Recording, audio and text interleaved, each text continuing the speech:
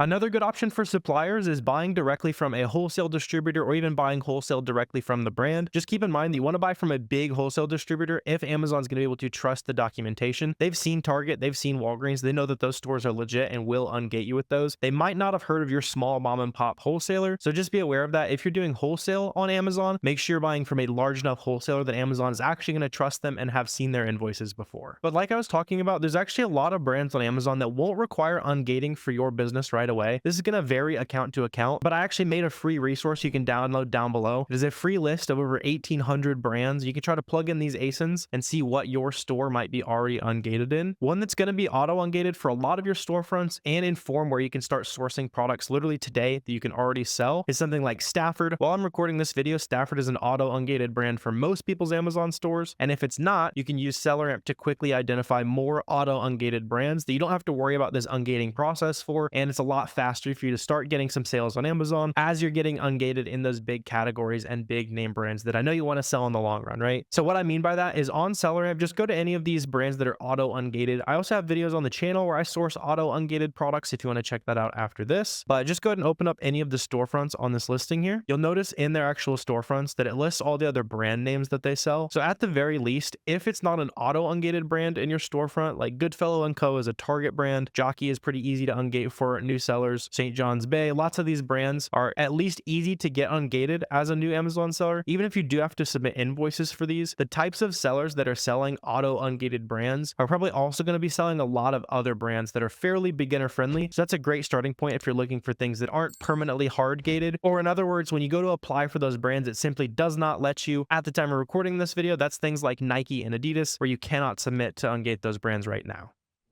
And as you are submitting invoices to get approved to sell these big brands, it's completely normal for you to get declined a few times. For my business, it takes multiple submissions on average for me to be able to actually get approved to sell these. Amazon is just trying to make sure that the platform stays clear of any counterfeiters, anyone that is submitting invoices from, more shady places. So if you actually do get denied, let me quickly talk through the process of everything that I submit if I do get denials and how I respond to different denial reasons. The first time I'm going to submit an invoice, I'm going to name that PDF file brand_invoice_today's date, and that PDF file is just going to be the online order confirmation like the one I was showing you from Tommy Hilfiger. If they decline that PDF file, I'm going to rename it and I'm going to change the date in the PDF file name. The reason for this is it can help Amazon's automated systems not think that we're just spamming the same information over and over again when we don't have proper documentation, even though we do in this case. If you weren't able to get approved with that, the second time I submit, I use the online order confirmation, and then I also attach any shipping tracking numbers. Typically within a day or two of purchasing that item, item, they're going to send me another email with a UPS, a FedEx, or a USPS tracking number, and I'm going to download that information and I'm going to combine that into that PDF, and now I have even more information for Amazon. If they're still declining that information, I'm going to keep renaming the PDF file as I resubmit, and then I'm also going to start submitting the delivery confirmation email that most retailers will send on the day that it actually shows up at your house. And then if they're still declining all of the information that you're providing, go ahead and take a picture of the item. Even better if there was an invoice that came in the box. If you can take a picture of the items next to that invoice that came in the box, the receipt, whatever it is that might show the details about that product and details about your supplier, that can also help you get approved. You might also see some different reasons why they're denying your ungating request. The most common one I tend to see is where they barely even give you a reason and they say don't submit without new information. If that happens, then I'll start reordering the way that things are in that PDF file. So if it's order confirmation, tracking, delivery, a picture, I'll move the picture up too, right? So then it's an order confirmation, then it's the picture, and so on, right? So that way, any of the automated tools that Amazon is using, it looks like a completely new file and it's going to trigger a new review. Sometimes they might also give you a specific reason. They might say, hey, you didn't order 10 units, or hey, your information is not on this. If they're just obviously wrong, then I will go ahead and re-download that file. I'll take a snipping tool or a free PDF editor. Just go ahead and circle over the 10 units that you bought or the address. Just basically prove Amazon wrong, kind of circle over the information where you know is actually correct on the invoice. If they just didn't properly read it or whatever, it should be easy for you to take care of that. But hopefully all that helps. At the end of the day, just keep submitting that invoice to Amazon. Eventually they will approve you and you'll be glad there's a gatekeeping process. For me personally, I've been selling on Amazon for years now. A few years ago, it got really bad where a bunch of kind of fake counterfeit sellers were hopping on the platform and it was impossible for legitimate sellers to compete with them. So I am very grateful for these measures that Amazon puts into place. Even if it feels frustrating right now, you'll be glad for it later on.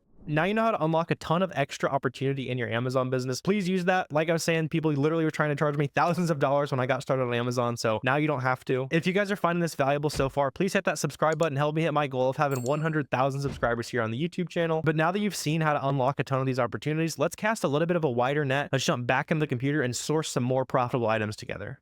The best way to start is just by looking at a brand like 32 Degrees or Stafford or any of the brands that we're going to look at in today's video. The reason why is these are typically going to be auto-ungated brands. So these should be brands that anyone can sell on Amazon. And even if brands that we end up finding are gated, based on the fact that the sellers on this listing are selling an auto-ungated brand, there's a really good shot that we're also going to be able to apply and get ungated to sell those certain brands, right? So don't let gating be a big thing that holds you back. I know that's confusing for some new Amazon sellers. And to actually find these profitable items, what we can do is we can go into the offers tab of SellerAmp, and then we can quickly see all of the products that are in each of these individual storefronts. And based on the ideas that these people have sourced, we're going to find a ton of winning products together today. At least that's the idea. But with that in mind, let's go ahead and start the clock right now. 15 minutes on the clock, and we're going to go ahead and find as much profit as possible. So I'm going to try to explain as much as possible without being too quick for you, right? I'm just going to open up this storefront right here, and you can see all of the different brands that they sell, how many products they have, what categories they're in, all that good stuff. And as we're starting to go through here, if you want to specifically zero in on certain brands that we end up finding sales on, you can always click through and only look at those brands on each individual brand's page, basically. So I can filter down to just Lipton branded items. Let's go ahead and just start with their 32 Degrees items though, because we know that this is going to be a nice auto-ungated brand for us. And let's just start chugging along here. So this was the shirt we started from. On all of these items, I'm usually going to be looking for the price to have increased recently, or at least not actively decreased. So I can see all of the recent prices over here on the SellerAmp chart that is embedded here. So it seems like right there, you see how that price is pretty flat, maybe decreased a little bit recently. This one, the price has increased a lot. So I bet there's a good chance that this is profitable just based on the fact that price has gone up so much recently, but we'll see if that's true here in just a second. As I'm going through, I'm also going ahead and clicking the Google button right there. And that's going to go ahead and search for that product by name, basically. And we can go ahead and see if any of these are nice and profitable. So let's see, we got this lightweight base layer. These could actually be good. $7. So they're calling this the berry mauve, something like that. I'm not seeing that on there immediately. I think they're calling that, was that the crew neck though? Let's see if they call it something else. So fig berry, very similar color. Is that the same thing? Probably a little bit different. So in this case, I'm going to go ahead and just skip that. Might be something there just for the sake of time and for the challenge. I probably got to spend my time wisely. That's a big thing if you guys are limited on time, is knowing when to basically skip past an item. So these are $7. We can quickly see if any of these variations on this listing would be good to sell. So Keepa and SellerAmp. This is SellerAmp over here. It's $20 a month. This is Keepa. both 20 bucks a month. And those are basically the only two tools that you actually need to start making money on Amazon. And the reason why it's important here is we can filter down to all the different variations and see which ones are expensive. So I can see these are all like $27. So if we can find any of these, we could be able to make some money here. So like this, for example, has 15 ratings. It's the large black. Let me quickly see if there's any of those on this listing here. So let's see. So large black right there, size large, and then small black. So if we got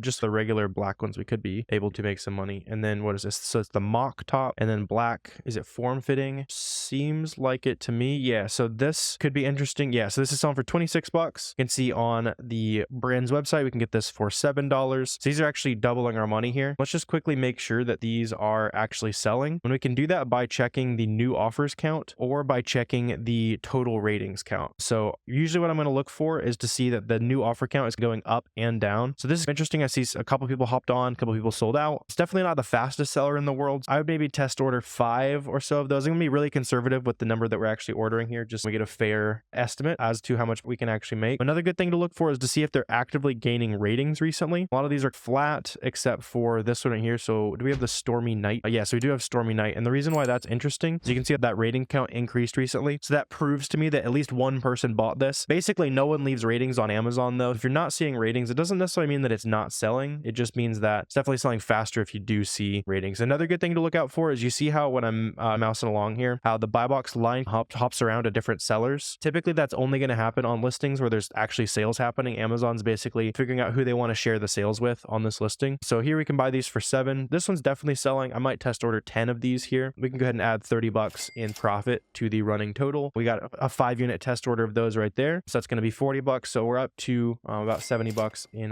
profit so far. Let's go ahead and keep chugging along though. So these are interesting. I did want to check these out as well. And then just for variety, we'll also check out some different brands as well. We can probably do the same just real quick. I want to check these crew tops just because we had success on one. Making money on Amazon is all about finding similar opportunities. So what I mean by that is since we found this one kind of shirt that was profitable in men's, could be profitable in women's. I'm not seeing too many ratings on these and the prices aren't really too much higher. So like 26 is decently high. Let's see if there's anyone that has been selling out on these. Then it would definitely be worth taking a little bit of a gamble. Let's see, so maybe one seller sold some. I like to see a lot more fluctuation. Yeah, just not enough there for me to confidently say we can pull the trigger. This one is a better example of what I'm talking about. So we can see how there's been a bunch of sellers selling out on this. And it seems like recently it's had a really hard time staying in stock. So I'm a lot more interested in this for sure. So what do we got? The tech jogger. Let's see, jogger black, tech jogger. Yeah, and we have the smalls too. I think that was what we were looking at. Black right there. Yeah, cool. So it's in stock. We're buying them for 10. Yeah, this is a great find right here. So we're buying these for 10. These are actually selling for 39 right now. So we make 15 bucks profit each on these. And let's just do a quick check and see if it is gaining ratings as well. We know that it's selling just based on the fact that it had all the sellers that were selling out. And then I'm also going to go ahead and filter down the variations right here. So no recent ratings, but just based on the fact that there were lots of people selling out on this, I'm going to go ahead and test order at least 10 of these. Probably I would honestly order 20 to 30, but just for the sake of the running total, so we can keep it very reasonable, let's say 10. So we'll add 150 bucks in profit to the running profit total we got going on here. And obviously you wouldn't make all that money in 15 minutes. You have to still make the shipment and that kind of stuff. But just for the sake of kind of the sourcing side of things, figured it'd be a fun challenge for today. Usually you spend about as much time sourcing the items as you do actually shipping them. In the early days, you're probably going to spend a lot more time actually sourcing the items. But for me, that's how it works out as a more seasoned Amazon seller. But let's check out a different brand as well, just for the sake of some variety here. I see there's a lot of different options up here. This one's also just sticking out to me immediately. That's what really doing sourcing in the early days is all about, is just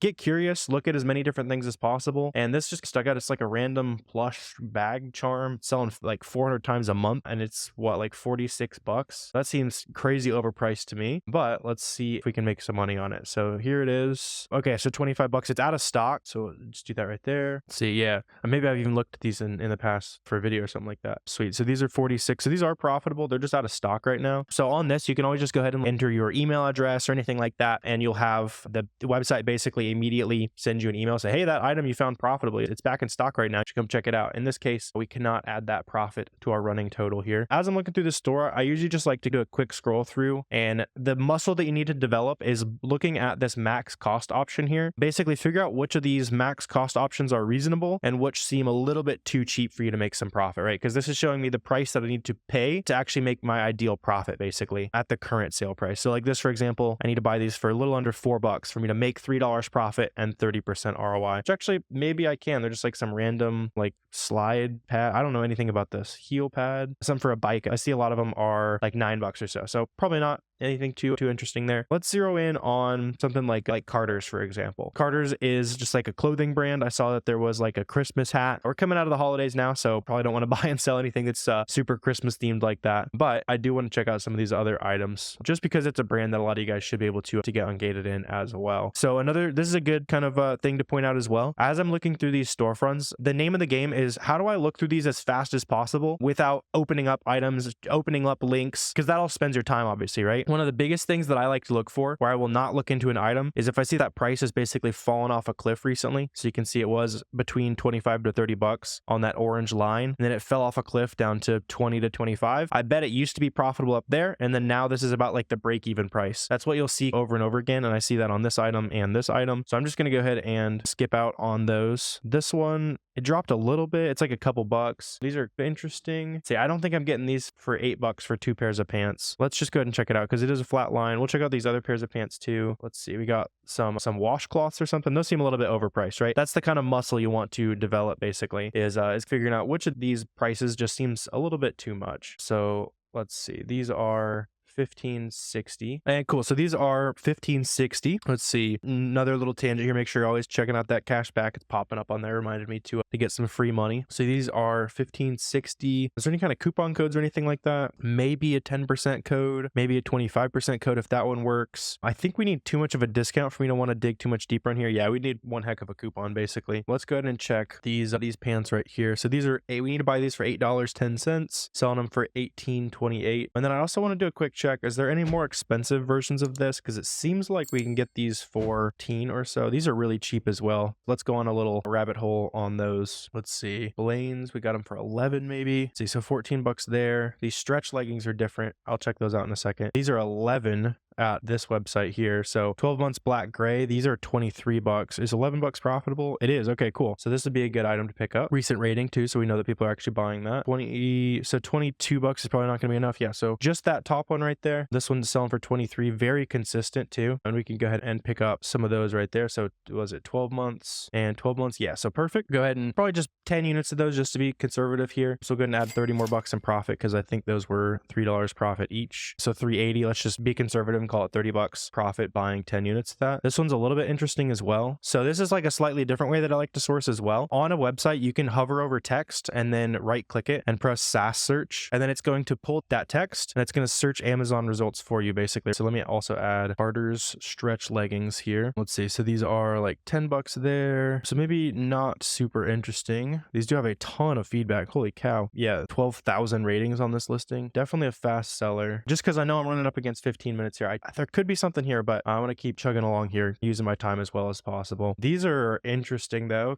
Very similar pants, and these are 30 bucks now though. I think these could be nice and profitable. Let's see. So toddler right there. I think these are infant. Let's see. Infant jogger pants. What do we have? We have the 2 toddler. Okay, cool. French terry. Let's see. Yeah, so those are the same right there. So yeah, we've got these toddler joggers right here. Those are $7 each on the brand's website. Yeah, so check that out. $7 right there. We can also make this even better. Let's go to Cardbear and add some extra discount to this because I think we're going to need it on this. So Cardbear, we can buy discounted gift cards basically, which basically makes everything we're buying at Carter's a little bit cheaper. So let's see. GCX seems to be the highest cash back rate we can get today. We can go in here. So we can buy like 115 bucks in gift cards for 103 and get a 10% discount basically. So based on that, we know that we can get these for 14. Plus we can also get a 10% discount. So I can do times 0.90. And now we're buying those for 488 basically. That's a pretty good item to pick up there. Seems like the 2 toddlers were in stock. And then cool. So there could be some more for us to dig up there. I'm also curious on these right here. I'm just going to search these direct on Amazon, see if we can find a good listing. Not finding, so maybe that right there. Another cool thing you can take advantage of, it might be too generic, is you can always search the items with Google Lens as well. Try to find the Amazon listing. Let's see, it could be that. Check that one out right there. These are 1 each. Was these like just like one pair each? You could actually split that 2-pack up and make some different listings there. So we got like a couple seconds here. Let me see if I can hit a buzzer beater on one one of these here. So 27 bucks, variations. Just because I think I'm really close to something, I'm going to check these out. So gray, black, gray, navy. Let's see. Yeah, so gray, navy right there. Let's just filter by the most ratings. Gray, black. Did we have that listing? Let's see. Gray and black. Seems like we have gray and navy. So let's just do a quick check. I'm not going to open any more listings. No more. I won't cheat anymore here. But let's go ahead and just filter for navy right there. So sweet. 4 toddler. There's a bunch of these actually. 32. A bunch of these are profitable. Let's see. So buying these for 13. So 12 to 18 months and 24 months. Let's see. These might be all toddler sizes though, or 18 months right there. Let's see. So let's see if this one actually makes some sales. 26 bucks. I saw, let's see. Yeah. So I'm not seeing too much fluctuation on offer count. 13 times that discounted gift card rate. We can get another $4 profit on these though. I do see sellers hopping in and off this listing. Let's just call it 5 more units there. And then as a little buzzer beater, we'll add 20 bucks in profit to the running total, but lost track now. You guys can see the running total and profit. So not too bad for 15 minutes of sourcing there. So I hope you're taking notes on all this sourcing sauce that we're breaking down. If you have any questions at all about what we've covered so far, drop those in the comment section. I would love to have a conversation with you. Let's jump back into the computer though and keep sourcing products together, because this is by far the most important part and where tons of Amazon sellers get things wrong. When we load up this SellerAmp storefront, we're going to see all of the other products that this seller has already sourced. And it's going to give us lots of different ideas, different brand ideas, and even different websites that we're going to be able to buy these items from to sell these products on Amazon. So let's just go ahead and walk through the process here. We'll source for 10 or 15 minutes, find a couple winning items together, and then you can go and replicate the exact same thing on your own to start making some money on Amazon. So let's go ahead and start the process here. As I'm looking through all of these storefronts, I'm always asking myself if this max cost option is reasonable. So in this case, if I think I can buy these pants for $13.60, I'm going to hit the Google button, and then that Google button is going to show me all the different sources that I could buy it from and the different prices that are popping up. So in this case, I can see the software stretch or whatever. Seems like it is selling for 19 bucks. We need to buy these for $13.60. And a lot of times we're going to be able to add coupons and lots of different ways to create our profit margin. I'm sure that'll come into play here in just a second. In this case, I don't think we're going to be able to get our item 30% cheaper or so, where we would need it to be under that max cost, because under this max cost is where we're going to make our ideal profit and ROI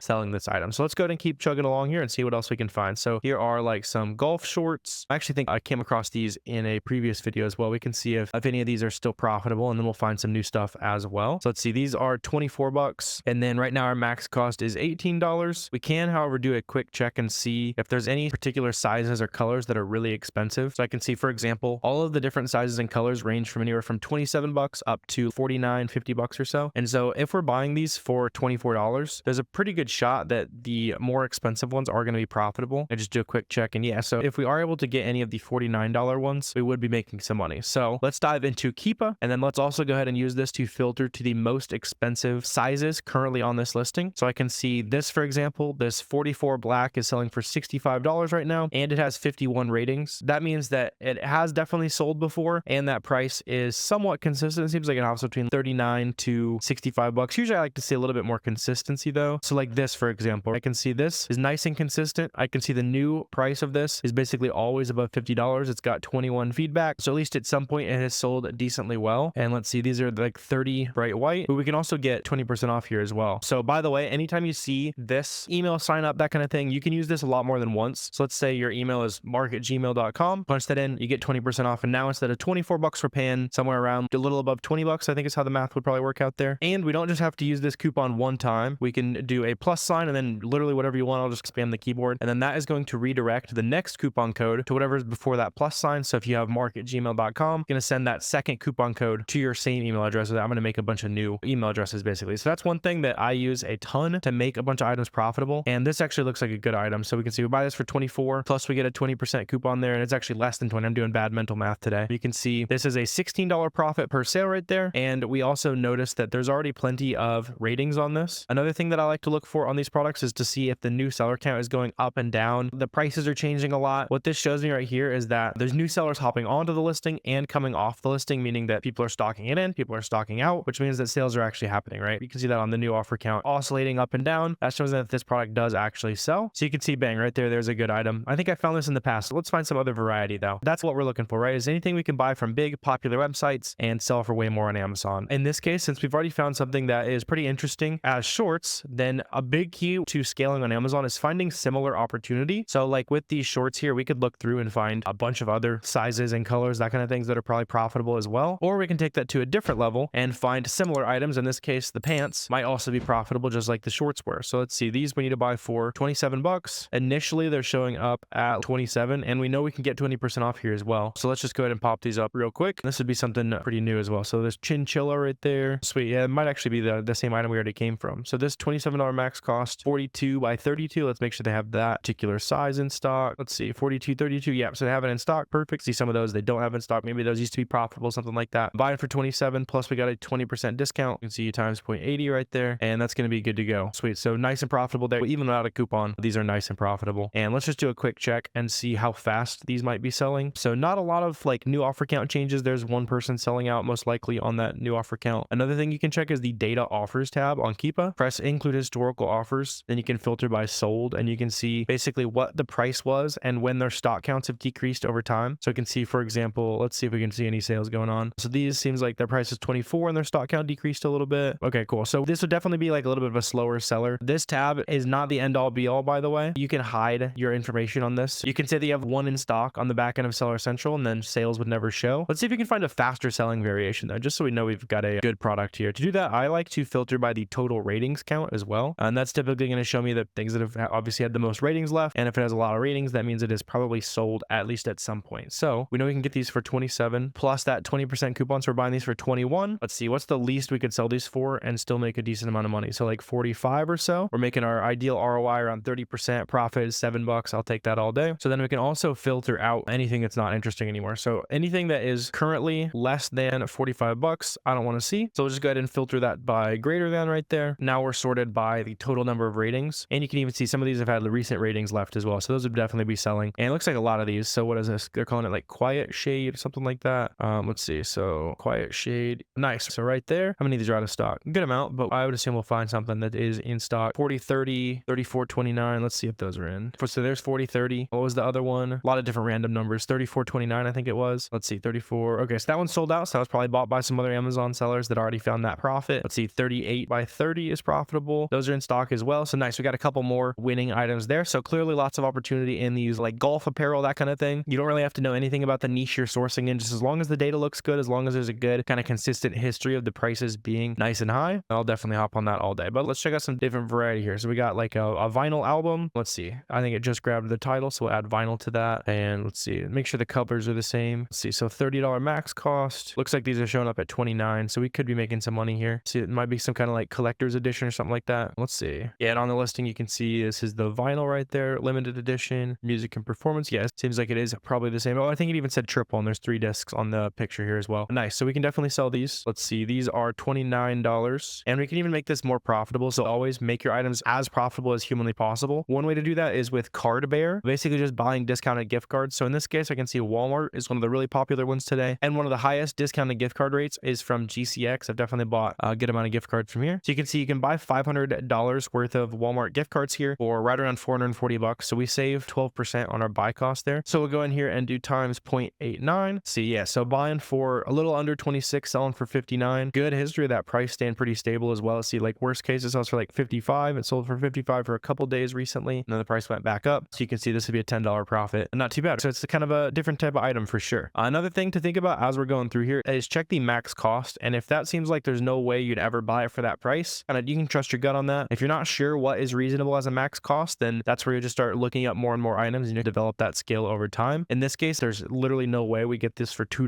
So we can just do a quick check, and let's see, it's like probably at least $5, $3.71 there if that's the same thing. And yeah, we need to buy this for $2, so we're not going to be quite profitable there. Same thing here. I doubt we're getting for $1.57. We can just do a quick check. Yeah, so those are like $3.50 each. No worries. Let's keep chugging along here. And that's the big thing. As you keep growing on Amazon, you'll kind of get a feel for what costs are reasonable, what costs are pretty high, something you might want to dig into, do research. Let's check this out. So some kind of like sunscreen. See if we can get these for $8.43. We're making some money. And what size was this? This is 50 milliliters right there. See a lot of these. What's this popping up at 7.30 right there? The shopping tab that pops up over here is always pretty useful. These are showing up around 12.57. Pop that open, see if we could get a really good coupon or anything like that. Probably not. See, this is like a different type of that sunscreen. Let's do a quick check here. So let's see. So this is slightly different, 100 milliliter. It's like a different type. This one is not the right SPF. This one was what we were looking for. We'd need a really good coupon though. Always check Capital One Shopping, or you can always just like Google, in this case, like Care to Beauty coupon codes. You might be able to save some money on that. In this case, I'm only seeing 5% on here. So I'm really doubting we're going to be able to get like a 50% coupon code like we really need to be making some money here. So let's just go ahead and keep chugging along. Let's see, we got some Pyrex bowls or something like that. Seems a little bit overpriced to me. Selling for like 68 bucks. Let's just do a quick double check and make sure that is actually the price we need to pay, because there's probably a good shot we can get it for that price. See, the price is also decreasing a little bit recently as well, so we got to think about that. But it is selling decently well. Price is hopping up and down. If you ever see this Kiva chart on a listing, this basically tells me it's selling super well. Amazon's just trying to find somebody who's got it in stock soon enough to get it to a customer within a few days. If it's a lot flatter, it generally tends to sell a little bit slower, or there's one seller who has like a ton of units in stock and is making a lot of the sales. In this case, I can see Amazon's just trying to find somebody to keep making these sales. So this usually shows me something that is interesting to dig deeper on. And let's see. So this could be worth checking out for sure. What are we looking at? This 8-piece set right here. Is this what we're looking for? So 421. Is that the same size as 4211? Yeah, these look the same to me. Sweet. So we're buying these for 24, and we already know we can get a good discounted gift card. So you can see this is where we make items profitable that most people would not buy, right? 21% ROI without any kind of extra discounts, anything like that. You and I know we can get 11% off with that discounted gift card. And now we've made an item from something that's not good into something that is good. And you can also see that price is hopping up a lot to 59. So honestly, if I was selling this, I would put the price at 59 bucks. Let these other sellers make the $55 sales, because there's plenty of sales popping up to 59, 58 bucks. And I might as well squeeze a little bit of extra profit out of it. So there's another good item. This one's definitely gonna be selling a lot faster. So let me show you that data offers trick I was talking about as well. So we can go in here, filter by sold 30 days. It's even better if we can do that. And I like to use this to estimate how many I might test order, and to confirm that people actually want to pay the prices that may seem a little bit crazy, but I can get that immediate validation, because I can see this particular seller, their price over the last week or so has been anywhere from 59 to 60 bucks. And you can see during that same time period, over the course of 24 hours or so, they sold 3 of their items. So there's proof right there that people do want to pay $59, and that same $59 price point is where I'm already profitable. So that is always a good sign. See right here, this FBM seller was making some sales. See those kind of 1-by-1 sales happening, and their price was even higher. They were at like 68 bucks a few weeks ago. Yeah, so I'm just seeing lots of sales all over the place, right? So lots of these stock counts are decreasing at profitable prices for us. So this is just one of those things I used to reinforce. Hey, this is probably going to be a good item. I'm probably not going to have too much trouble making sales on that. So that looks good to me. Let's keep chugging along, see what else we can find. Though we're on a good roll. See, so we need to buy these for $9.63. I do think the price is really flat here. So this could be a brand that's already selling on it, in which case this is. See, Stonewall Kitchen is the seller, and that is the name of the brand. Personally, I rarely compete on listings where the brand already sells it. It tells me that they might want to kick off all the other third-party sellers on that listing at some point. And especially on this where there's only 2 sellers, I'm probably going to avoid that, even though this probably would be profitable. I'm seeing a lot of these for 11 bucks. All we would need is like a 20% coupon, but it's not worth risking your account over one profitable item. There's plenty more for us to find, basically. Let's see. So like some kind of cutting board oil. Let's see. A lot of these are selling for like 37. Hotel restaurant supply. So we need a little bit of a coupon here for sure. See, 10% back. See if anything's popping up on this website. 7. So yeah, so 37.58. So like best case, it seems like we can get 10% if any of those coupons work. I'm not even going to assume they work. And a lot of times what you'll notice as you're doing storefront stalking, you see a lot of items will hang out at a higher price point for a while, and that price might drop off a little bit. Usually what happens is that old price point where it was a lot higher was where it was profitable, and then a lot of people hopped on or something like that. You can see in this case there's 52 sellers on here, and then that just like increase in supply on the listing probably made the prices drop overall. Let's just double check to confirm that suspicion here though. So yeah, exactly what I was talking about. You can see it used to be nice and profitable. Prices were like 100 to 85 bucks. A lot of people found it. There's just no way to, it doesn't seem like there's a great way to add a bunch of discounts in ways that other people aren't going to be thinking about. So it was just hard for the profit to stay nice and high on this. This is something where you could keep your eye on it, see if the price is due to hop back up. It seems like it sells nice and fast, and the profit was really good. Just not going to be something worth checking out today. Same story here. You see how that price is a lot higher than it dropped off. Let's just do a quick Google. I bet when I press the Google over here, it's going to show me that we can get it for 15 to 18 bucks. Let's see if we can even buy it anywhere. Maybe it's like completely gone. Let's see, 33. Pop up the shopping tab potentially. Let's see, so 22 maybe. Used to be able to buy it for 22 bucks. Maybe there's a sale of some kind, something like that going on. This is even more expensive than I was expecting, honestly. So yeah, that's just one of those things. As you're sourcing, the more items you can skip past and not even have to look into. Obviously, we're not buying this for 47 cents. Let's keep scrolling. The price has dropped a lot on this recently. Let's keep scrolling. Things like that will make you a lot more efficient and just make you a ton more money per hour that you actually spend working on the business. The best way to get good at that is literally just continuing to dig in and look at more and more products. Let's see if we can find anything else here towards the end. Let's see, gold. What are they calling this? Gold class leather lotion. We need to buy these for 14 bucks. A couple of these are popping up. See, is this the right thing? Never bought from this website. If you're looking for websites and you're not sure if it's like trustworthy, if they do take PayPal or if they have like cash back services linked or anything like that, that's usually a good sign that it is somewhat trustworthy of a website. Like PayPal, they're not going to offer PayPal on their website if they don't plan on actually shipping what you're buying, because it's really easy to get your money back through PayPal. So in this case, I'm not super worried about it not being legit. I don't have a way to verify the picture is really small if that's the same, because the packaging is a little bit different. I think this is the same packaging though. Let's see, yeah, so this is the same packaging what we're looking at. Pro Pride Hitch, something like that. And let's see, we can just do a quick double check. Maybe some coupons here. So I'm always a big fan of just adding stuff to cart, seeing what coupons apply. You never know when you're going to be able to create some margin where other people aren't really thinking about it. Let's see, it seems like Walmart might also, at least they had it at some point. Yeah, it's just not popping up. Let's see. So third-party sellers got it for like 16 or so. So yeah, it must be hard to come by or something like that. But yeah, we're able to find several good profitable items there.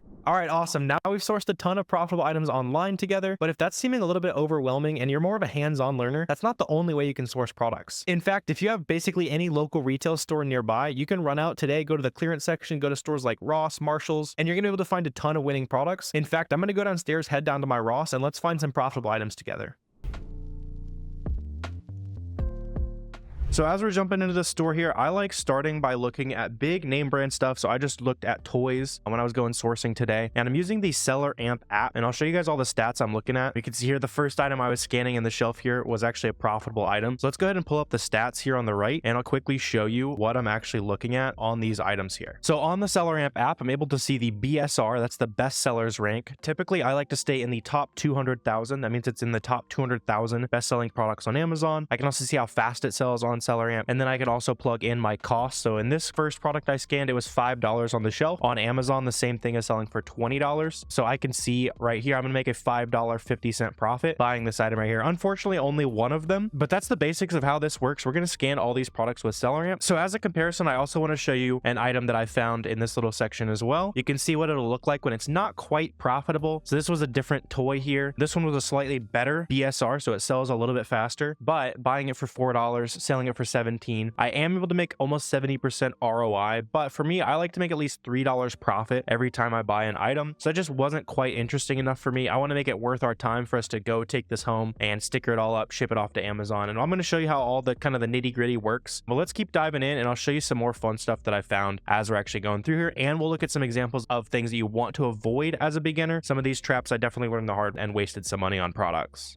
So if you're not sure what to scan, one of the best things to look for is these mega discount stickers right here. So this is a clearance on a clearance basically at Ross. So I scanned this with SellerAmp here. You can see I get pretty happy scanning this item in store here. So let's go ahead and jump into the data here, and we'll break down exactly what makes this item good. So starting out just by looking at kind of the bigger name brand stuff. So Batman obviously is a super popular franchise. This sells 200 times a month. It's going to sell for $60 on Amazon, and the price at Ross was 13 bucks. So we can make $17 profit flipping this item right here. Unfortunately, only one of those. Let's see what else we can find. Next up, I scanned these little toys right here. You guys saw me tease this at the beginning of the video. These are actually really good. These sold for $12, and let's go ahead and jump into the stats so I can show you in a little bit more detail how good this item was. So buying for $12, this item actually sells for $50 on Amazon, 50 sales a month, and we're gonna make $24 profit selling this item. So 200% ROI is definitely not typical, but here in this case, I'm really glad I was able to pick up 3 of these. Should make at least 70 bucks selling all 3 of these units here. Let's go ahead and keep jumping along and see what else we can find. Next up, I was scanning some of these Funko Pops here, and I wanted to show you this because it's a really good example of something that we want to avoid when it comes to selling these products on Amazon. Let's jump into the stats a little bit, and I'll show you why we want to avoid this. When I look at the stats, you can see how Amazon is all over the charts on this product. You can see basically that orange highlighting is showing me that Amazon is always selling it. And then we can also take that a step further, and this is why I like using the SellerAmp app, is I can see all the important data. So like the buy box analysis here, it's a little bit kind of high level. Let me show you what it means though, basically. So when we're digging into the buy box analysis right here, I can also see, we know on the charts tab, we saw how Amazon was all over it. Sometimes we can actually compete with Amazon as a seller. This is a really good example of something that we cannot compete with Amazon. It's their marketplace, they make the rules. And so it's important to check the buy box statistics on SellerAmp. This is basically showing me who has made all of the sales over the last 90 days. And on this item, Amazon is the only person who's been making sales, even despite the fact that we can see that there's 21 sellers on this listing right now. Amazon is hogging all of the sales, so we have to avoid selling products like this. this. If you ever jump into a listing in Amazon on it, it's not the end all be all. You can still sell some of those products if you check the buy box analysis, and plenty of other small third-party sellers. So you can see on this one, this JMD Retail, they made one sale like 12 weeks ago, so really not too much opportunity for us to make sales on this. But continuing through the toy aisle here, I found another item that was pretty interesting. You see there's two of these on the shelf here, and let's dig into the data on these a little bit because these are pretty interesting. These I was actually able to pick up for 20 bucks. They sell on Amazon for 50 bucks right there. It does say that the estimated sales is about 11. The best sellers rank was 18K in toys though, so I was pretty confident I'd be able to pick this up. Usually, like I said, I like to stay under the 200,000 BSR range. So that's really solid in terms of BSR. And since the ROI was pretty good on these, I was super happy to pick these up. So we got two more of these. We can go ahead and add 25 bucks to our kind of mental running total of how much profit we're able to make here. And this also brings me on to the next important thing I want to talk about, and that's finding similar opportunities. When it comes to sourcing products, you're going to be able to find a lot of things that are pretty similar. So you can see here, I was able to actually go out and scan a different style of this Transformers toy. You can see it was like an Optimus Prime or something like that. Not exactly sure, but in this example, it wasn't quite that good. Looking at the data, you can see it did actually sell pretty fast. A lot of times I like to look at similar products because similar products tend to be, decently profitable. This one though sells for 28 on Amazon. So our max cost, that price that we need to pay for us to actually make money, was well below 20 bucks. You can see we needed to buy it for about $12. If we bought this, we'd lose 3 or 4 bucks a unit. And I'm not really in the business of losing money. Hopefully you aren't either. That's just a quick PSA. If you ever see like similar products when you're outsourcing, go ahead and scan those because later in the video, we also found some very similar products that will end up being good. So I'm excited to show you those. And this retail arbitrage trip I'm on, where we're going to keep finding some profitable items, was also extra fun. And it's also something very important I want to share with you. And that's, you need to be able to talk with other Amazon sellers. You can see here I'm in store. I'm behind my friend Steven right here. He actually was able to scale his business buying and selling name brand stuff to over $1.6 million in a single 30-day period. So I just wanted to show you guys what's possible long-term with your Amazon business. I was just hanging out with a couple of my Amazon seller friends. And the reason why making Amazon seller friends is so important is you're going to be able to share ideas. You're going to be able to help each other out as you're actually scaling the business. For me, I got stuck around 20 or 30K a month. And then as I started talking to my friends that I still talk to this day, I was finally able to hit those 6-figure months and really scale my Amazon business to the moon. My friend Steven's been selling on Amazon for a couple years now. Don't expect to be doing $1.6 million months anytime soon. I just wanted to show you guys what's possible buying and selling a lot of these name brand products. A lot of people think it's not super scalable. Let's go back to the store though and keep digging through what I was able to find. So next up, I always get excited when I see multiple units of something on the shelf. And in this example, there was definitely reason for me to be excited. There's 5 of these train sets on the shelf right here. I'm buying these for $6, selling them for 20. So it's not too bad being able to pick up 5 units there. Let's go ahead and see what else we can find. But it's also not just toys that are profitable on Amazon. I was able to find some dog treats in this case, random. See me getting excited about these, and it had that nice reduced price sticker. These are actually selling on Amazon for $21. In store, they were $3. Too bad I was only able to find 1 bag of them, but that's a really solid profit there. And it's just good in general to sell stuff that's in like pet supplies, that kind of stuff. People are always going to overpay and spend a lot of money on their pets and their kids. That's the rule of thumb. So if you're worried about things getting expensive or the economy, all that kind of stuff, always keep in mind that there's those niches where people are always going to pay a ton of money. And in today's example, toys and dog treats, that kind of thing, is stuff where people always love spending money. And as I was digging for some more stuff that wasn't toys, just so I can show you guys the example here, this one had that nice reduced price sticker for 49 cents. So I knew there was some good potential for us to make some money there. Miles definitely knew there was some potential. Let's dig into the data. You can see these actually sell on Amazon for 14 bucks, buying them for 49 cents. It's actually 1,000% ROI. I don't know if I've seen too many 1,000% ROIs out in the wild before, that this was definitely a cool find. I think there was only 1 of these on the shelf, but we'll definitely take a $5 profit on this. So I was also seeing a ton of these Pokemon sets out on the shelf, so I wanted to go ahead and check these out as well. Like we talked about, these big retail brands are always good to check out. These were 15 bucks. Buying this one for 15 bucks, we can actually sell this on Amazon for $34. So not as insane of an ROI as we've been seeing. There's 1 of these on the shelves right here, so we can go ahead and add about $6 in profit to our running total. And as I'm going through all this, keep in mind that I'm also including a 5% sales tax in my SellerAmp calculator, and I'm also including 60 cents per pound to ship these off to Amazon FBA. And once again, I'll show you guys how to actually take care of all the shipping and getting ungated in these brands as we're finding it, if you're worried about that. And going off of what we were talking about earlier, where you want to see similar items that might actually be nice and profitable. So earlier earlier, those Transformers toys, only one of them was good. Here, I did find another one of these Pokemons here that was profitable. There was 2 of them on the shelf as well, which I always love to see. These were on sale for 10 bucks. And looking at the stats here, we can see that these actually sell on Amazon for $23. So we can make another $3.50 each on these. So we can go ahead and add $7 in profit to our running total there. So really not a bad trip to Ross here. And now you know the 2 best ways for beginner Amazon sellers to start sourcing a ton of profit. But the real key to finding long-term success and long-term profitability with Amazon comes in creating the margin. We've already used a couple of these margin creation tools like coupons and sales, but there are 12 different ways that I create margin in my personal Amazon business. Let's break down several of them in this next section.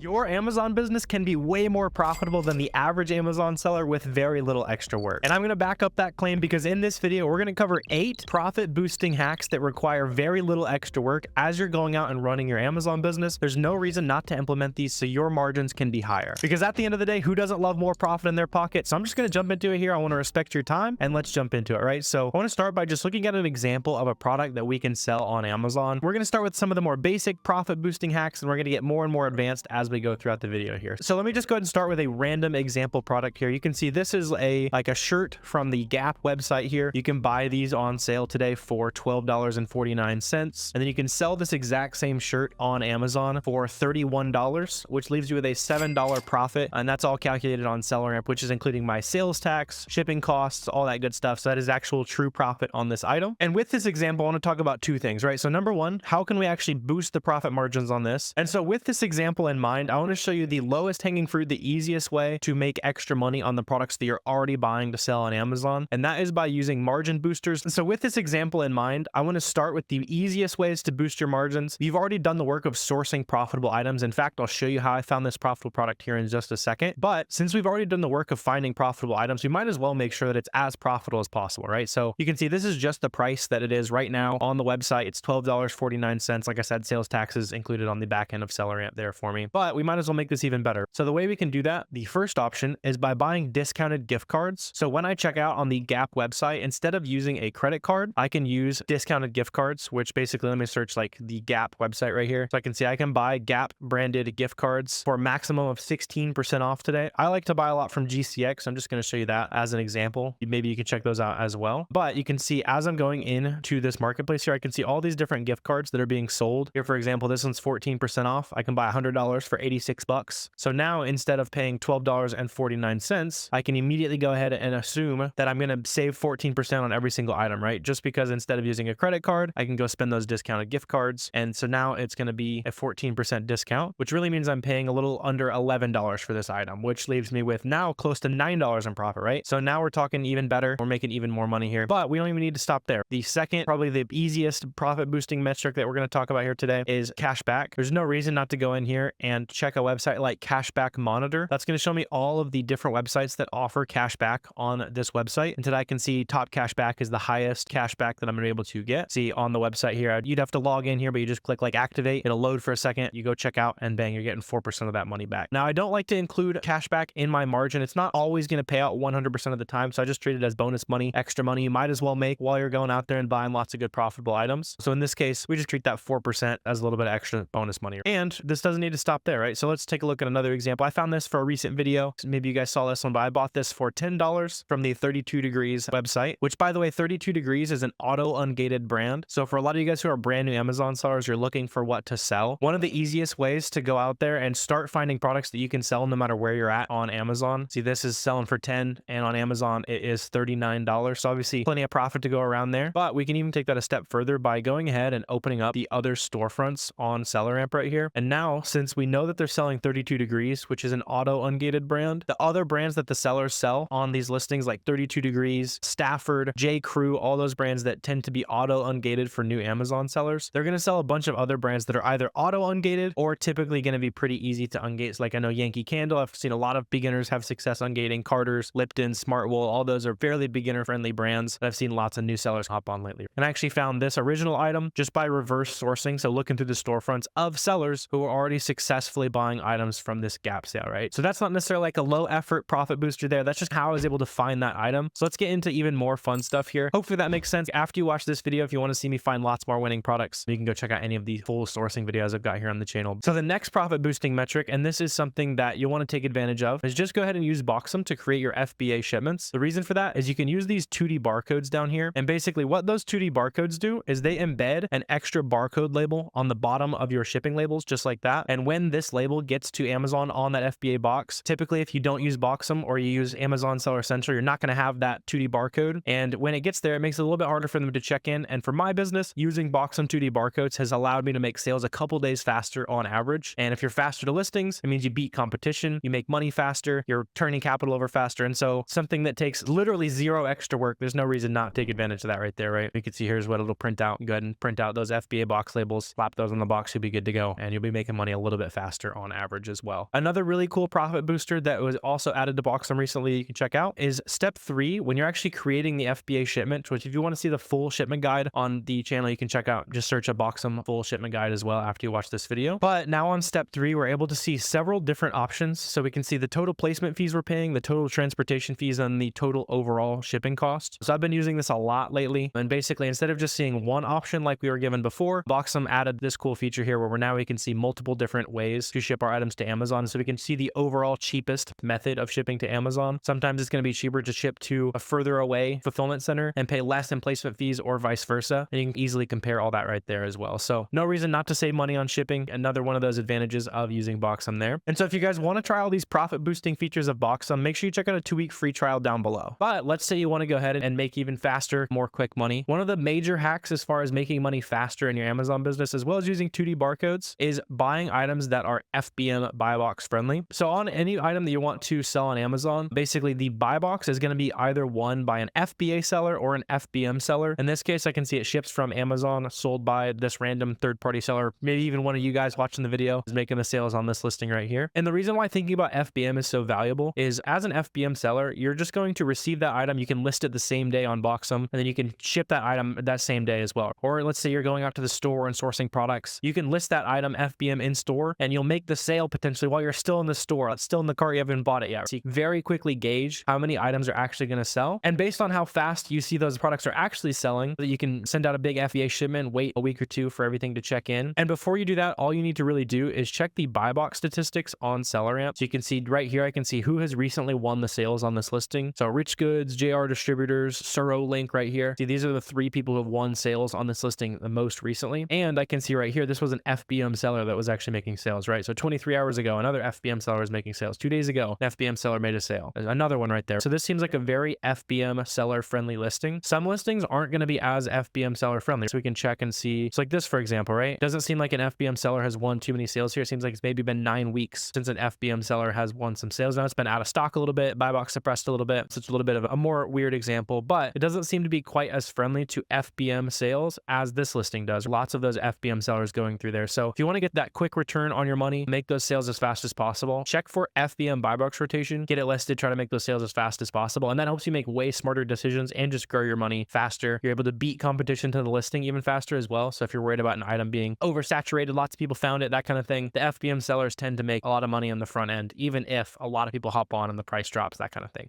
The next profit boosting hack is something that a lot of arbitrage, wholesale, kind of just resellers in general aren't really thinking about too often. And that's using PPC ads, so pay-per-click ads. And you typically only hear people talk about PPC ads when it comes to doing like private label, launching your own products, launching your own brand, all that kind of stuff. But it can still be extremely useful in an arbitrage or reseller business because all you really have to do is get signed up for an advertising account with Amazon. First of all, Amazon as a new seller, they also give you a little bit of ads credit. So you can go ahead and play around with this for literally free. There's no reason not to spend some free ad dollar that Amazon is giving you if you are a brand new seller. It's on advertising.amazon.com. It's a different platform. But what you want to do is you want to go in and bid a nickel or a dime on a whole bunch of keywords relating to the item that you're selling, especially if it's something that you have a lot of. Typically, we can't afford to go in and run a proper PPC ad campaign with reselling. The margins just aren't quite there. With private label, you consider that part of the overall cost is going to be having to pay for ads. With a reselling business, there doesn't tend to be enough margin left over for a full PPC campaign, but there's often a ton of really cheap keywords that kind of kind of slip through the cracks. And it's not uncommon to be able to spend $1 on ads to generate 50 or 100 or even more in revenue just by bidding on those super cheap keywords that kind of slip through the cracks. So if you've never played around with the advertising platform before, give it a shot, spend 30 minutes, an hour just messing around with it, go bid like basically nothing on some broad match keywords, basically just trying to catch anything that slips through the cracks that's related to your items. Especially if you're having a hard time selling through a lot of something, it can be a really big help. So play around with PPC ads. It's just not something that I ever thought about using for arbitrage for way too long, but it's definitely been beneficial. So the next profit boosting hack has to do with repricing, and a lot of people make some mistakes when it comes to repricing, and I just want to show you one quick hack that you can add. Basically, you should add this on every single rule that you have set up. I like using Be Cool for new sellers, that kind of thing. Whatever repricer you use will have something that is similar to this. Once you start making a couple $1,000 a month in sales, it's generally a good idea to have a tool that is repricing for you automatically. But the problem with a lot of repricers is your prices will gradually just get lower and lower over time. They might follow other repricers that are programmed to undercut the price by a penny or $1 or that kind of thing, right? So you need to do everything you possibly can to increase the prices on your items, and setting a repricing rule that basically raises the price as often as possible is a great way to do that. So for example, on all of the rules that I have set up on my repricers, every day at 2 to 4 a.m. where there's not too many people shopping on Amazon, I raise the price of everything by 10%. That way, if anyone else's repricer is just following what everybody else is doing, they're going to follow up my price by 10%, and then bang, everybody on the listing is 10% more profitable. We can keep sharing sales the next day, and there's no reason not to implement this into your business because, like I said, you're not going to make too many sales between 2 to 4 a.m. or the middle of the night, that kind of thing. A lot of other repricers, you can go ahead and say, hey, every 6 hours, raise my price by 10% for 15 minutes, see if anybody follows me up, that kind of thing. That's also a really great idea. But do everything you possibly can to get prices increased on those listings, and setting up a rule where you're just increasing the prices by 10% or so. It's a really good way to do that, because especially if you're competing with some new sellers or anything like that on a lot of listings, some repricers kind of default. They tend to undercut other people's prices when a lot of times it might not even give you any extra sales to begin with. So if you're going to be competing with people that are undercutting you, but they're just following you around, maybe raise that price up, let them undercut you by a little bit, but at least it's 10% more expensive and everybody has a little bit more runway the next day in terms of profit. Now you know how to create a ton of extra profit in your Amazon business, but what can be even more important is avoiding making really expensive mistakes. So in this next section, let's run through some specific examples that you need to avoid. I've literally wasted thousands of dollars learning these lessons the hard way, so pay close attention to this.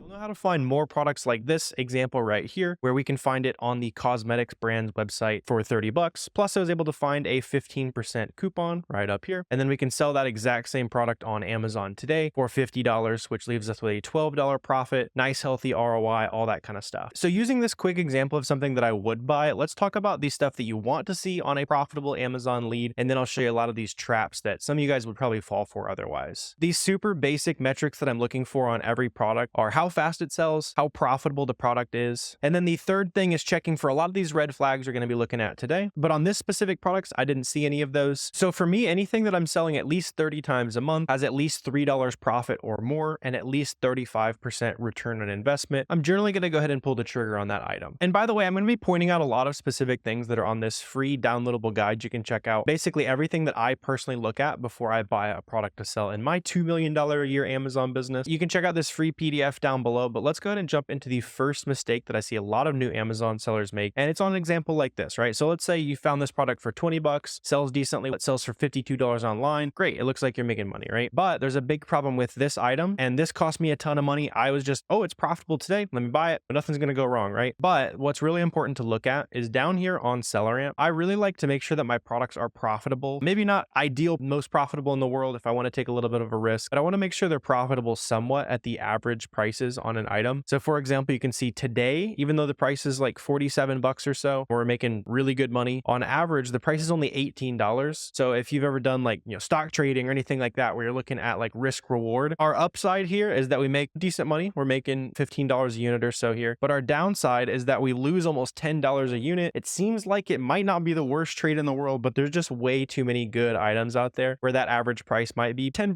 ROI, 20% ROI. In fact, generally when I'm looking at products, I'm looking for a 25% ROI at the 90-day average buy box. So if you're taking notes, that's a good little like random metric to keep in mind if you want to make sure that your profit is consistent. Because when you check out the charts feature down here on SellerAmp, you're going to see that it's very historically sold for around 16, 17 bucks. Very recently went up to 52. This is a very dramatic example. You're not going to see too many products like that, but you will see a lot of products where that average price is not nearly the profit you want to be looking for. And it's just not really a consistent long-term pricing, basically. At the very least, when you're sourcing products, just make sure that price line has a little bit of consistency to it. You don't want to buy the item today, price goes back down to 17 bucks where it usually was in the past, and you're never making money on something like that. So make sure pricing's consistent. That's one of the biggest traps that I see a lot of new Amazon sellers fall for is, ooh, the profit's great right now, I got to buy it, right? But just take a little bit of that extra step there and make sure you're not losing money. The next thing I want to talk about, if you didn't already know, you're not allowed to sell just anything on Amazon, right? Some of these companies will sell the brands themselves, or they'll work directly with people to basically have an exclusive relationship, that kind of thing. And we can use Keepa to figure out which products are like that. So for example, here's an item right now that it's got 2 sellers on it. Back here a few days ago, it had 6 sellers. And you see how pretty much all at once, all these sellers all disappeared off this listing. What that shows me is that there was probably an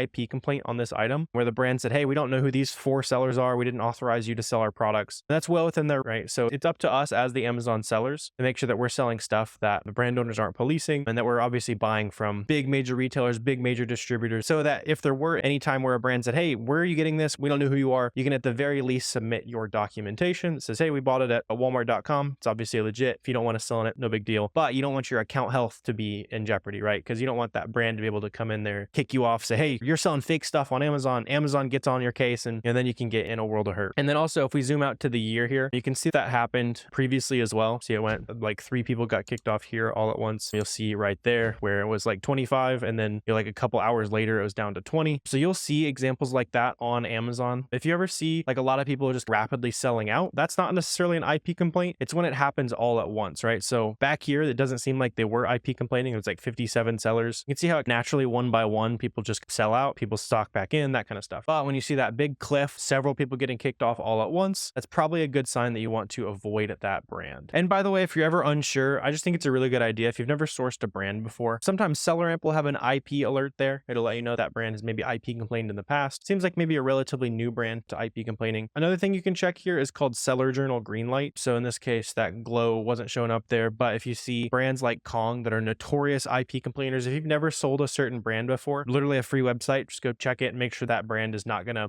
come after you basically. And then another reason why you wouldn't want to sell a specific product is, take an example like this Lego Star Wars set right here. Not only do you want to avoid competing on listings where the brand is policing it, that kind of thing, we also need to avoid competing on listings where Amazon is hogging a ton of the sales. So you can check out the buy box analysis on SellerAmp here. And for example, competing with Amazon is a pretty classic example of when you probably won't be able to make too many sales on an item. It's their marketplace. They tend to dominate the sales and that kind of stuff. So for example, you can see here in the last 90 days, Amazon has 94% of the sales on this product. Not super healthy. If you compare that to that example we started the video with, you see how there's lots of small third-party sellers. Seems like this seller's doing a pretty good job of staying in stock and that kind of stuff, but there's plenty of other sellers who are making sales. Definitely looks different than this right here, where Amazon is basically dominating a lot of the sales here. And by the way, if you don't already have access to all this data, make sure you go ahead and check out a free trial of SellerAmp down below. That's going to basically help you source all your products, look at all these little data points that we're basically being able to disqualify products, and it's just a no-brainer if you are an Amazon seller. So make sure you check out a free trial down below. And then let's go ahead and talk about the next types of products that you would not want to sell on Amazon. This is pretty similar. I just want to show you 3 cases of items that I'd pretty much just avoid. So Amazon's on it, police, there's lots of people getting kicked off. And if you ever see the brand name as a seller, you can see this Naturello, or however they say it there, the product title, and then it's also the name of the seller on this listing. Those are going to be classic examples of products where they generally are only going to have one seller on it, and it's going to be them, right? They want to dominate all the sales. So you can see, it seems like they're on this listing like 3 times, and this poor new seller right here, he's probably going to get an IP complaint, unfortunately, because they weren't watching a video like this, right? So you want to avoid products where the brand themselves are selling that product. And by the way, all this stuff is super important to make sure you're actually making profit long-term. If you're relatively new to Amazon, at the end of this video, I'll leave a link to a master sourcing guide. So not only just avoid these products, I'll also show you how to actually find good winning products and break some down with you live. But let's go ahead and keep chugging along through the list here. And that's where I want to show you something that isn't as much of a, don't buy this product, you're going to get in trouble, that kind of thing. But if you listen to this, your margins will be a lot higher as an Amazon seller, right? So take, for example, like this pair of shoes here. This is a brand that most of you guys should be able to sell, all that kind of stuff. Not a dangerous brand. The brand doesn't sell it, doesn't meet any of those other kind of criteria. But when it comes to selling products that are in high return categories, so for me personally, that's going to be stuff like electronics, shoes, clothes, anything where people might have to try it on or something can break easily, make sure you price that into the profit that you're looking for. So for example, we found these for 35 bucks. We can make a 31%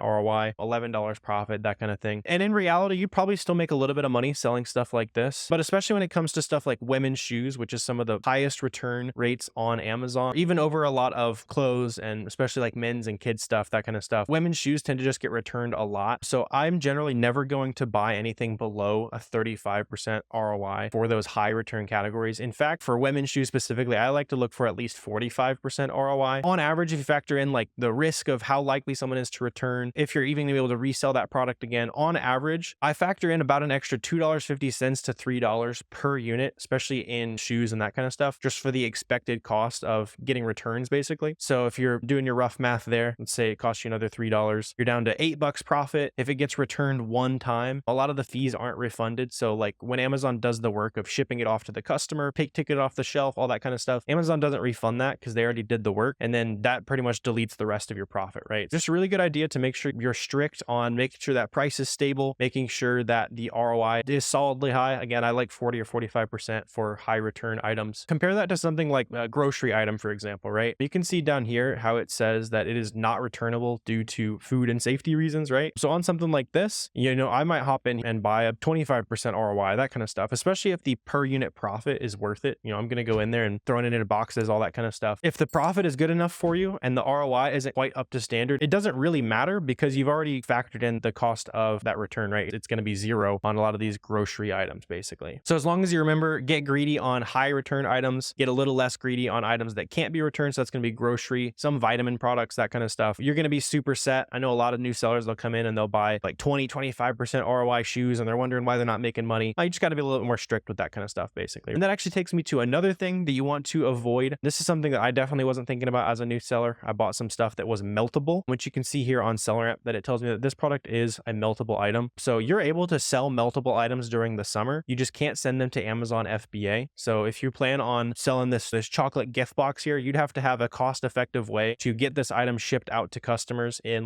probably throw an ice pack in there, an insulated bag, all that kind of stuff. And so those costs are going to add up pretty quick. And especially if you plan on doing only FBA, that kind of stuff, just make sure that your products are not meltable. And that's only during the summer months. But outside of the summer months, you can see here, April 15th to October 15th, you cannot send to Amazon FBA if it's a meltable item. Outside of that, you can send to FBA all you want. In fact, insider tip, everyone has to sell out of all their like meltables and stuff in April. April 15th was the date, right? So if you just want some like chocolates or meltable vitamins or something like that for the personal, it's always cheapest like the week before April 15th. Fun fact for you. And that's because all the Amazon sellers are lowering prices to sell out rather than having to ship it back to their house and all that kind of stuff. So think about that in the spring. I wouldn't be buying too many meltables if you plan on FBAing them. And then if you're wanting to prep for an awesome start to the holiday season, maybe you start buying some meltables in early October, have a big shipment of them ready to go out on October 15th. You'll see every year the prices tend to be the highest for meltable items within the first couple days. And a lot of people make bank being the FBA sellers on those first couple days of the season there. And if you really want to cash in on something like that where the prices are way higher, you want to make those sales as fast as possible, that's where you use Boxem to create those 2D barcodes. And using Boxem 2D barcodes literally just looks like this right here, goes on the FBA label. Boxem does it for you automatically, able to get faster check-in times, and you'll beat everybody else to the punch and make a bunch of extra profit, basically. And that takes me to another item that you'll have to be a little bit careful if you're considering shipping to Amazon FBA, which is going to be hazmat items. So that's going to be stuff like aerosol cans, perfumes, that kind of stuff. You can see something like this is going to be hazmat. If you're logged into your Amazon Seller Central on any other tab, it'll tell you if that item is hazmat on the alerts panel of SellerAmp here. And not that you can't sell these items via FBA, you just have to have special approval to sell hazmat items via FBA, which by the way, you can get on the wait list on Seller Central. You just go up to the top, search like dangerous goods. It'll walk you through how to get on the wait list there. And then if you do it, go ahead and list any of those items FBM. Make some FBM sales where you're shipping directly to the customer on those hazmat items. It'll generally cheat you up the wait list for FBA. It's another kind of hack for you guys to take advantage of there. But especially if you're a beginner, just be careful buying items that are hazmat. Again, just make sure you're logged into Amazon Seller Central, and the alerts panel here on SellerAmp will make it easy for you. Another major mistake that I see a lot of new Amazon sellers doing is buying from sites that they're not sure if they can trust or not. So this is an example of a site that I started buying some products from the other day. I'd never seen it before. I wasn't sure if I was going to get scammed and all that kind of stuff. So let me just quickly walk you through the process of basically how I figure out if a website is going to take my money, they're not going to ship me any real product, and all that kind of stuff, right? So there's 3 quick tests that I like to do. The first one is going to be seeing if they have any kind of cashback offer. So I can check that by going to Cashback Monitor. This basically shows me all the different cashback providers. And in this example, I can see that like 7 or 8 different websites here have basically gone in. They said, oh, this website's legit. Let's go ahead and make some kind of commission for it, that kind of thing, right? So these cashback services, they're not going to partner with anyone that they think is a scam, obviously. And so if you see a decent amount of cashback partners, that's always a good sign. Another really good good one is if they offer PayPal at checkout. It's really hard for someone to scam you if you use PayPal. You can go in and get your money back pretty quickly, basically. And then another one that I've been doing recently, this has been helping me a lot, is checking the domain age. So for example, let's punch in this website here. You can see it's literally 27 years old. That's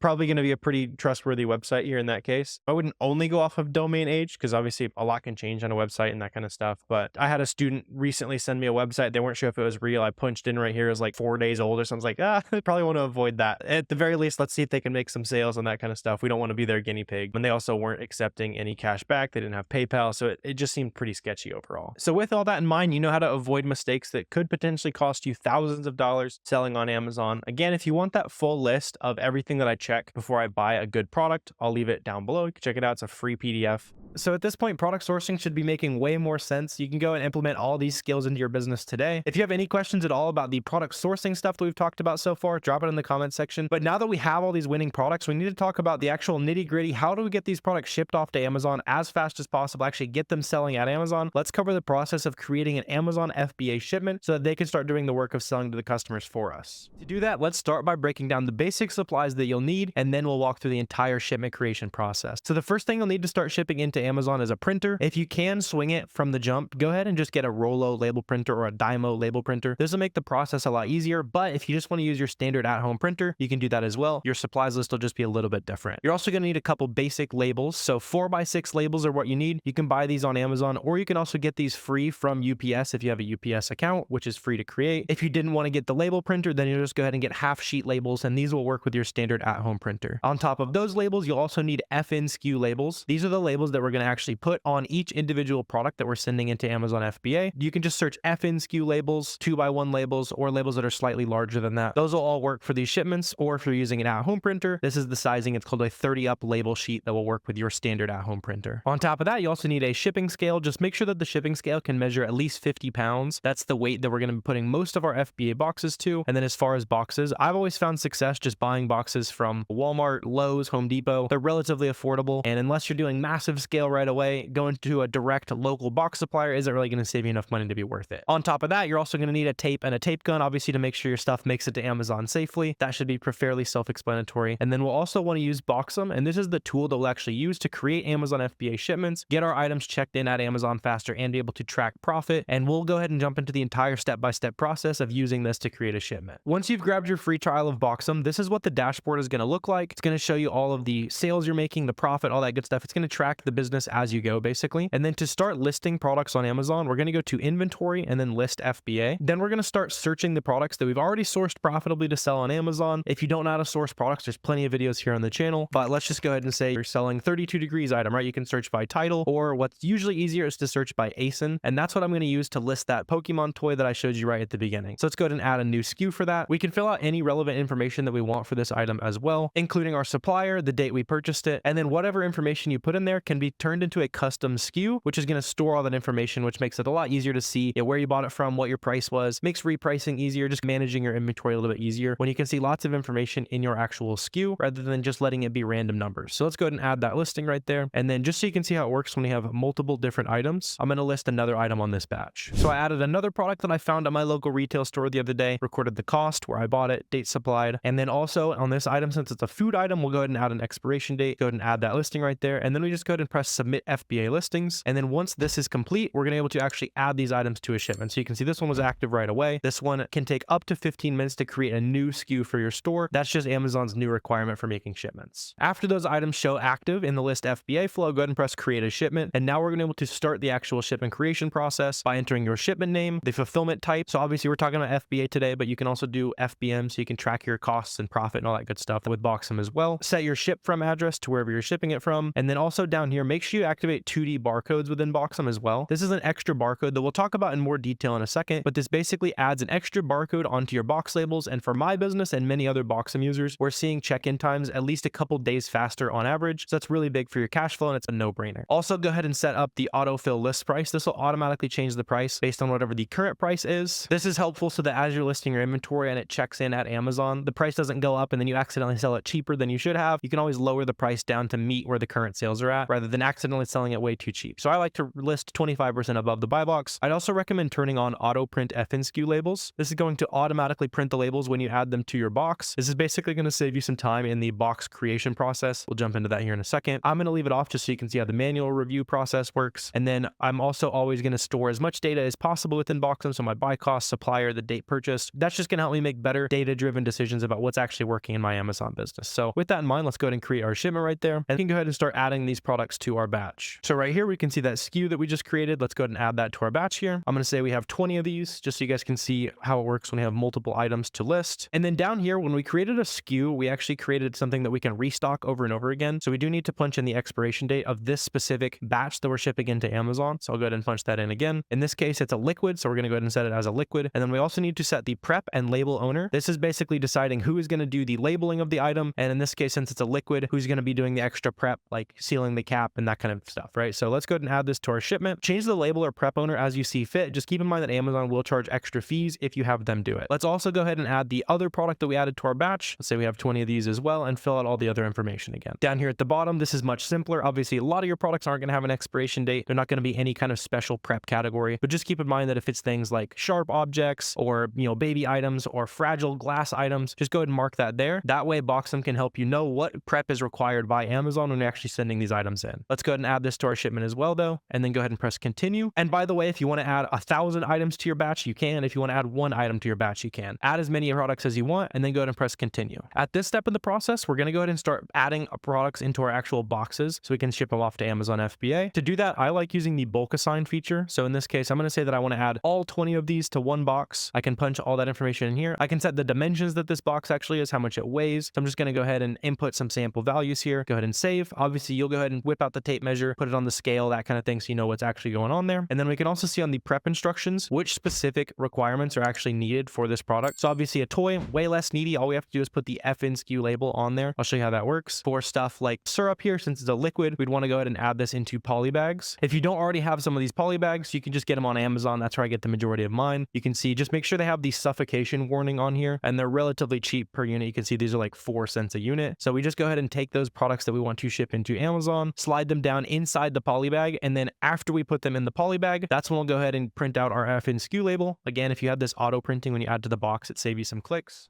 But then once you have this FN SKU barcode right here, you're going to go ahead and go to the original product that you're sending into Amazon. In this case, you can see here's the UPC barcode on this item. So I'm going to take this FN SKU label, and then you're going to put that FN SKU label over the original barcode, trying to make sure I can do a good job looking in the mirror there. Hey, I'd say that's pretty good. Yeah, so you can see it covers the original barcode. And now when Amazon receives this and sells it to a customer, they're going to scan this barcode so that you get proper credit with the sale. And then when you're putting these FN SKU labels on the items, make sure you cover any other original barcodes that are on there. Sometimes an item might have multiple UPC codes, or in this case, it's got like a raw sticker. So I'd probably want to take the raw sticker off, or you can always put a blank white FN SKU label over the original stickers or over the original UPC barcodes. That's how I usually like to do it when I'm doing things that are in poly bags. I'll put a blank label over the original UPC, and then I'll put the actual FN SKU label on the outside of the poly bag.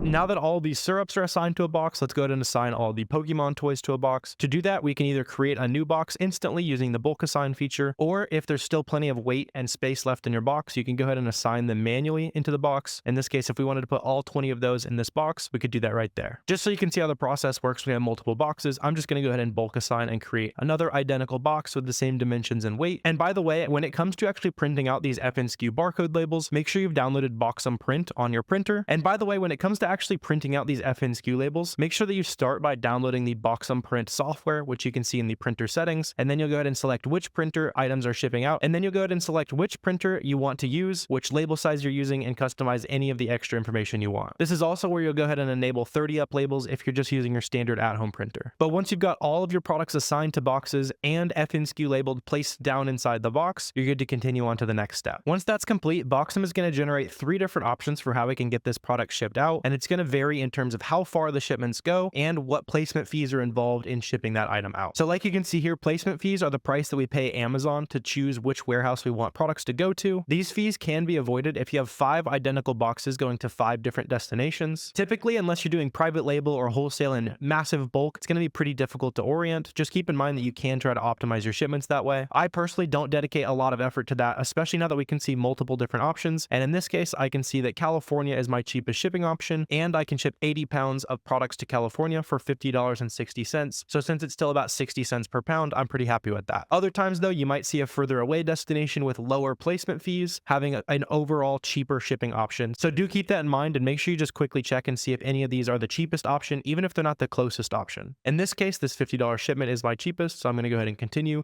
and then accept those charges. Once that's complete, we're going to be able to print our UPS and FBA box labels. And then you can take both the FBA box label, which now has that 2D barcode embedded on it, and your UPS box label. Just take this, put it on the outside of the box. I usually put it on the side of the box because Amazon does not want you to cover the seam of the box with the label. You're also going to notice on the labels that you printed out, one is going to say box 1 and the other is going to say box 2 and so on up to box 1000 if you had 1,000 boxes in your shipment. So just keep that in mind that it does matter which box you put the label on. But once your boxes are fully labeled and taped up, you're ready to get those products shipped off. Drop them off at your local UPS store, or you can also schedule a UPS pickup. It does cost $6 to $10 depending on where you live, but in my experience, that's been well worth it. And I didn't even realize you could do that for a long time. Filling out my mom's minivan, driving it out to UPS. So save yourself some time. Probably worth scheduling a UPS pickup. But now you know how to get your products listed and shipped off to Amazon as soon as possible. Make sure you grab that 2-week free trial of Boxem down below so that you can start making FBA shipments, listing FBM products, and tracking the profit that your business is actually making. After you've done that step-by-step process of actually creating an Amazon FBA shipment, usually anywhere from 2 to 4 weeks for everything to fully check in. Really depends on the time of year. For example, during December when the warehouses get really backed up, probably closer to a month, sometimes even more than that. Hasn't been in recent years, but I know definitely in my early days it was taking forever for things to check in at Amazon during the holidays. And that can be another really good reason to consider listing as an FBM seller on some of those listings. Listing products via FBM is a lot simpler. You're not making box contents, you're not adding all that stuff we did with FBA shipments. All you do is create the listing on Boxem, tell Boxem how many units you have, and then they'll start selling on Amazon. But at this point, you have all the essential info that you need to go out and sell your first $10,000 in products on Amazon. Since you've watched all the way here, give yourself a pat on the back. You're clearly taking this stuff seriously, and I'm excited to see you get results. The last major thing I would suggest you do if you're really taking this seriously as well is to document your progress on social media. This is something that I personally started doing. I was doing like 20 or 30K a month. I started just sharing what I was up to. I got some boxes going out today. I went and picked up some textbooks from somebody and I was just posting about it. And that helped me make a ton of connections in the Amazon seller community. And because of those friendships that I started making, we started sourcing products together, started sharing ideas. And basically 6 months after I started getting myself out there and talking to other Amazon sellers, I went from 30K a month to $160,000 in a month. And that's something the vast majority of you guys are going to completely ignore me on. You're not going to take me seriously there. But those of you that do are going to hog a ton of opportunity, and you're going to meet all the other really smart, really motivated Amazon sellers. And also just go ahead and tag me on that stuff. I'd love to boost you out through the algorithm. But at this point, your main action item is to go and make that first sale as soon as possible. So get Keepa, get SellerAmp, get Boxem, prioritizing making that first sale, getting that first FBA shipment created. As soon as you have those first products checked in on Amazon and selling, you're just mentally going to allow yourself to take this way more seriously. And it's not just random people on the internet talking about selling on Amazon. So today is the day you start winning and making money online. No more piddling around, no more watching hours and hours of YouTube videos. Get after it and go start making some money. If this was helpful at all, hit that subscribe button on your way out. That helps me out a ton for helping you guys out. Help me hit that goal of having 100,000 subscribers here on YouTube. Also drop any of those last minute questions, comments. Always happy to chat with you guys down below. Drop any wins, come back to this video when you've made that first sale. I'd love to celebrate that with you as well. But I really appreciate you guys watching this video. And if you want even more sauce on how to get started on Amazon, I actually made an even longer 4-hour free course. You can watch that one right here.